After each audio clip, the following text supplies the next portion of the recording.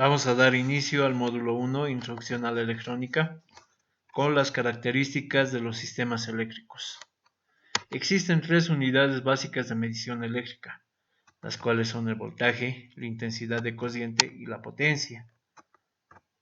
El voltaje se mide en voltios, la intensidad de corriente se mide en amperios y la potencia se mide en watts. Los voltios representan la cantidad de energía que requiere un dispositivo o que necesita un dispositivo para funcionar. La intensidad de corriente indica la capacidad de energía que va a manejar o que requiere para poder cumplir una función específica. Y la potencia es la energía total utilizada. Para poder ver estas magnitudes vamos a utilizar un programa de simulación. Acá tenemos tres circuitos, en los cuales tenemos una fuente de 3 voltios para el primero y vemos que es un foco el cual está funcionando a muy bajo brillo.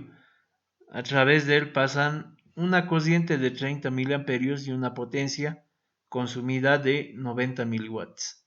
Para el segundo circuito tenemos una fuente de 10 voltios y el foco lo vemos más resplandeciente, por el cual circula una corriente de 100 miliamperios y hay un consumo de potencia de 1 watt.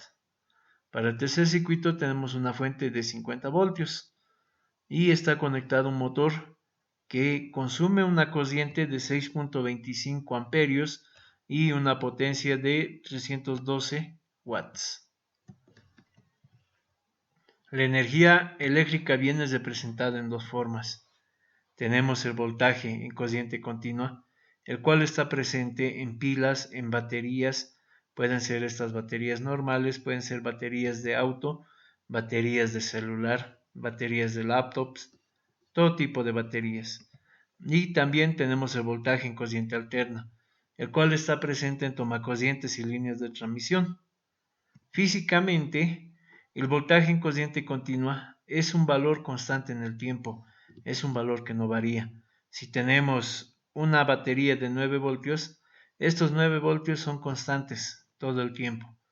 Pero en el voltaje en corriente alterna, si medimos y nos fijamos en el tomacorriente, el valor puede variar de 220 positivo a 220 negativo. Y es así como se reconoce o se diferencia el voltaje en corriente continua y el voltaje en corriente alterna. Vamos a utilizar un programa de simulación para poder visualizar. Acá tenemos una batería de 9 voltios, un generador de funciones, el cual nos va a dar una onda en corriente alterna, y este dispositivo que es un osciloscopio. Vamos a iniciar la simulación e inicialmente vemos en el medio una línea.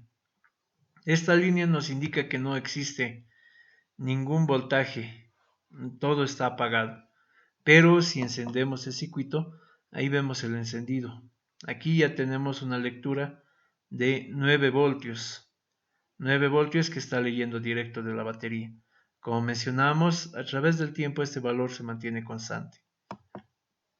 Ahora, si conectamos el generador de funciones, vamos a ver una onda que alterna entre positivo y negativo. Y esta es la forma física de corriente alterna. Si activamos ambas fuentes, acá podemos visualizar que ambas están dentro del mismo circuito. Y es así como vamos a poder identificar y posteriormente vamos a poder convertir la corriente alterna en corriente continua.